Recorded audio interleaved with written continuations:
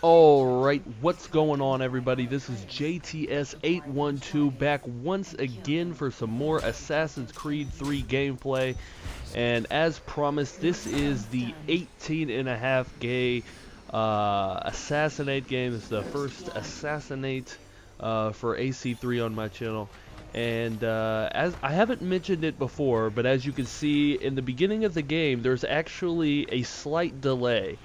You can actually run around for a little bit before the game officially starts, which is good to know because once you pick your ability set, you can really move around, which is, you know, nice. But a little bit about the lobby. This is obviously a noob lobby, and at the time, this was the best Assassinate game on the Xbox. I got on later today. I didn't really get into any noob lobbies, no newbie lobbies like this, definitely. But yeah, my score was beaten already. There was a couple 19s, I do believe. So unfortunately, it did not stand for that long. But at the time, it was the best, and I was very happy with it. Actually, the game previous, I was in a party with Raynon, and he had, like I mentioned in I think the Simple Deathmatch game that Raynon got like a 17 something to, like, in the game just before I played this game. And there was actually at a point where I had 15k with like 2 minutes left, and I was just like, Raynon, I'm beating your score, it's gonna happen. And he was like, oh man, no shit. But it was pretty good. As you can see there, I tried a knife stun, and it doesn't work. I'm not super great with knife stuns. I'm pretty inconsistent for the most part, but I'm a lot better than I used to be. I'm more used to it just because ACR, towards the later bits, you started using knives for stuns a little more in competitive lobbies because people, you know, really didn't like smoke bomb. So as you can see there, I got a nice little double kill.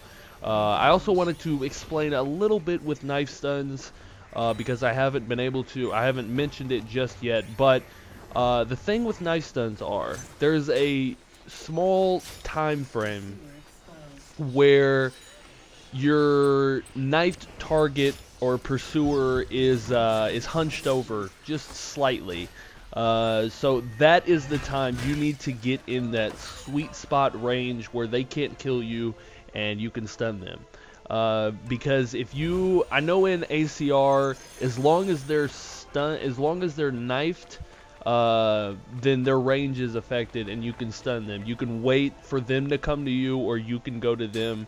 It's usually smarter for you to wait till they come to you. However, it doesn't really work like that. As you can see, I got a nice little knife stun there. I'm gonna run up. Also, something new with ACR, if you guys haven't watched any Assassinate games so far for AC3, I said ACR before, I don't know why. If you haven't seen any AC3 Assassinate games, as you can tell, you can build up your meter on your stun target, which really, I mean, you can get some big points by doing that now, definitely. And you can get actually more silence and you know, hidden now, even on regular people, because your meter grows pretty fast. Right here, I had smoke bomb. I wanted to kill this guy and then stun the other one, but this guy just decided he wanted to fucking rush me. So I mean, in general, I did get it, but I wasn't able to get a double kill because that guy killed my grounded target, and then he knifed me after I poisoned him like a total dick. I don't appreciate that at all. So as you can see here, I'm pretty cautious with this. I'm positive he's in the haystack. When you're in a lobby against noobs and there's a haystack by, check the haystack, because that's usually where they're going to be. I also haven't mentioned haystacks just yet in any of my videos. And again, if you haven't seen AC3 videos, then I should probably mention this. It's mainly for game modes like Manhunt and I don't know, Wanted, Deathmatch, that sort of thing. Whereas, you know, if you went into a haystack in an ACR or ACB, you know, that was your safety zone. You could increase your range, and you could, you know, just get, you know, boosted kills. You can get hit-ins, all that sort of stuff. I highly suggest you avoid haystacks entirely. In Assassinate 2, It's not as big an Assassinate because you almost always, you know, you're gonna be the pursuer, and you're usually gonna have a lockdown. You want to be smashing that X because you, as you can see, my PVR glitched out there. Anyway, yeah, you want to be smashing X because you're not gonna get a hidden bonus. The way the mechanics work in God damn, what is wrong with my PVR? Jesus, I'm sorry. Hopefully it doesn't do that when it's uploaded to YouTube. It probably will, and I apologize for that. It looks like that's going to be the only 2 scenarios where it happens. But anyway, so yeah, in haystacks you just want to avoid them because all it really does is draw attention to you, and when you're drawn attention to against noobs, they're gonna rush the haystack like crazy. So more often than not, you're just gonna get contested, or you are gonna get stunned, and you're just gonna get pulled out of a haystack. I know the first really good Assassinate game, I had like 10k with 3 minutes left. This guy was in a haystack. I wanted to jump in the haystack, get the kill. It was the first time that I tried it in AC3, and he ended up just turning around and stunning me inside of the haystack.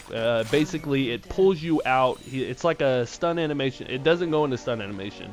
The guy just goes in, he pulls you out, and basically he pulled me out, threw me into a tree, and I was stuck there the rest of the game. And I was really, really annoyed actually, but you know, it happened, and I have better games now, so it's not the worst thing that could have happened. Anyway, so yeah, avoid haystacks at all costs, especially in modes like Manhunt, because you could be stealthy and get, you know, silence and even hiddens, you know, without the haystack. So I would say avoid it, just because just jumping into a haystack in front of a noob, they're going to attack that haystack, and the best you're going to do is get a contested kill, which, I mean, what's the point of jumping into a haystack if you're just going to get a contested kill anyway? Which reminds me, with the whole contested kill and assassinate, the merger of the X button, it's definitely going to cause you to get contested more often. As you can see right there, I was actually on pace for 20k. I have 15k with 2 minutes and 30 seconds left. So if I kept the pace, I was going to hit 20k. Just a spoiler, I don't hit 20k in this game. Somebody leaves, actually. It's only a 3-man lobby right now. So yeah, it was actually kind of sucky. This guy's actually going to run for me. Look at that. I don't know why he ran for me. I guess he knew what was going to happen when he became my pursuer. But anyway, I'm going to walk over to this haystack. I have haystacks on the brain right now. Fuck me. So I have 16k now. Excuse me, I completely forgot about what I was talking about before, so I'm just going to keep talking. This guy's on the rooftop. I really need to get points, and that guy's not going to give me any points. I don't have abilities to stun him, and it looks like he's going to perma-lock me. So I'm going to back away from that, and I'm going to make my way over to this guy and keep my eye on the guy on the rooftop. Unfortunately, the high profile symbol got my ass locked. So I'm going to back off, and I'm going to wait till I smoke bomb, and then I'm going to make my way back around. As you can see, this guy throwing tripwire, I do believe. And I thought the thing with smoke bomb is in AC3, you think the range is going to be longer than it is. I've been killed like that a couple times actually, where you think the range is longer than it actually is, and they're all actually on the outside of it. So there, they actually attacked each other for once, and I was able to get a nice little poison off and make my way back over here. I have a minute left. I know Rainan's score was over 17 because he told me it was just before this, so I want to get some kills and stuns and all that shit before this game is over with. So actually right now in the party, I'm talking with Rainan. I'm like, what is your exact score? I want to know what your exact score is. So he was like 17-4, and I was like, fuck yeah. Because I just got 17-6. So I see this guy coming up. I'm going to end up killing him and getting the contested.